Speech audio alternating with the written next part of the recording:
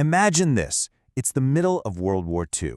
In the dead of night, over the Eastern Front, the sky is haunted by this threat. It's silent, it's deadly, and it seems to come out of nowhere.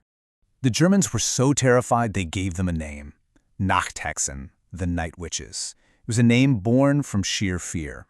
So who were they really? Well, they were the 588th Night Bomber Regiment of the Soviet Air Forces, an all-female unit that was about to completely change the game. Let's dive into their incredible story.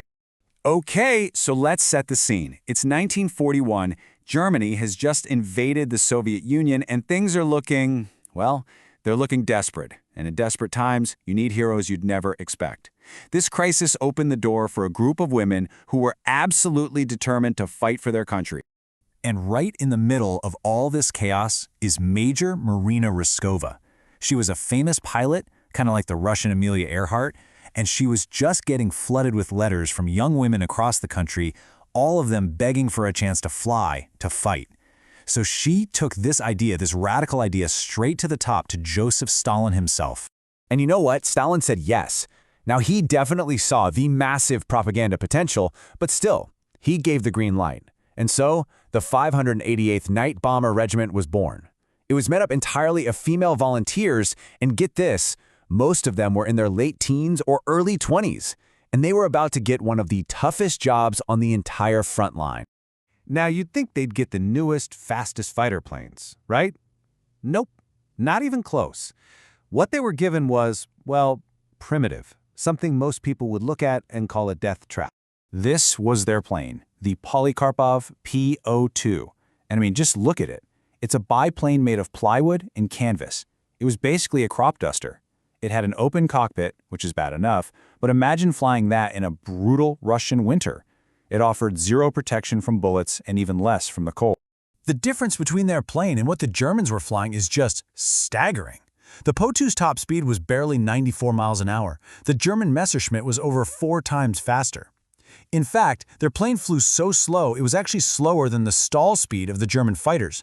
They were literally flying a kite into a gunfight. And if you thought it couldn't get any worse, listen to this. The plane could barely carry any bombs. So, to maximize their payload, to carry just a little bit more, the pilots flew without parachutes. For 2 years.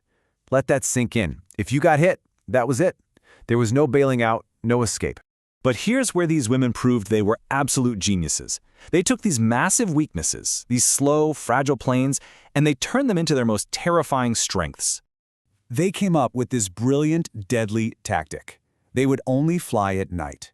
They'd approach their target in the dark, and then, right over the drop zone, they'd do the unthinkable. They would cut their engines and just glide in, completely silent. So, imagine being a soldier on the ground. All you could hear was this soft, eerie whistling sound. It was just the wind moving through the plane's wires. The Germans thought it sounded like a witch's broomstick sweeping across the sky. And that's it. That's how they got the legendary nickname. And this is just so smart. Remember how their planes were ridiculously slow? That became their superpower. The German fighters were too fast to get a good shot. To even try, they'd have to slow down so much that they risked stalling their own engines and crashing.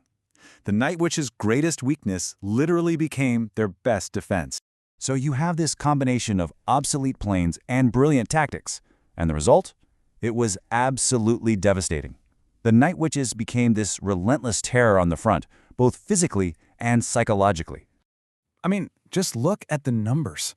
Over the course of the war, the regiment flew more than 23,000 sorties. Some nights, a single crew would fly 8, maybe even more missions, just landing to refuel and rearm before going right back into the darkness. And in those thousands of missions, they dropped over 3,000 tons of bombs on enemy targets. Their bravery was just off the charts.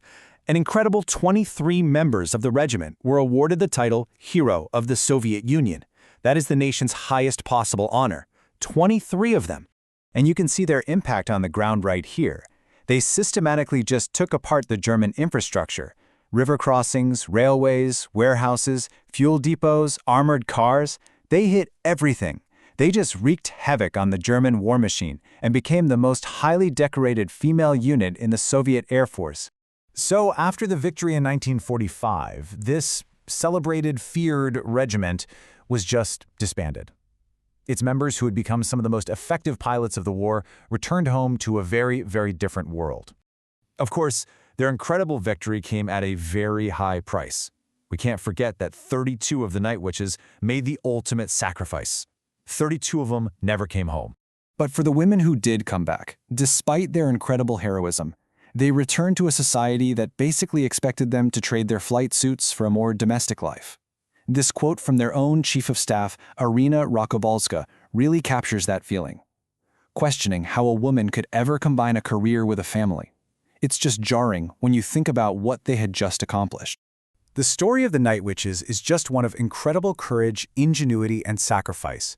But it also leaves us with this final, really thought-provoking question. When the battle is won, what happens to the warriors that society never expected to need in the first place? Their legacy really forces us to think about how we remember our heroes, especially the ones who break the mold.